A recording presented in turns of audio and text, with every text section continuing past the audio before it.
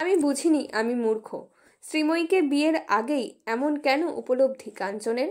Bangla page 3 এখন hot topic হলেন কাঞ্চন শ্রীময়ী। চারিদিকেই যেন একটা বিষয় নিয়েই লেগে রয়েছে জোর কদমে চর্চা। সদ্য 14ই ফেব্রুয়ারি আইনি মতে বিয়ে সেরেছেন তারা। আগামী মাসের 6 তারিখ তাদের সোশ্যাল ম্যারেজ। তার আগেই শ্রীময়ীর জীবনে নতুন ইনিংস নিয়ে কি বললেন অভিনেতা? সাক্ষাৎকারে তিনি বলেন, আমার একটা সময় পর্যন্ত ধারণা ছিল যে আমি মানুষ চিনি, কিন্তু আমি এখন বুঝলাম আমি মূর্খ। এটা তো বিক্রির যুগ। মানুষ এখন সোশ্যাল মিডিয়ায় নিজেকে বিক্রি করতে শুরু করেছে। আর যখন কিছু বেচার থাকে না, তখন অন্যকে নিয়ে ভুলভাল কথা রটানো হয়, অশালীন মন্তব্য করা হয়।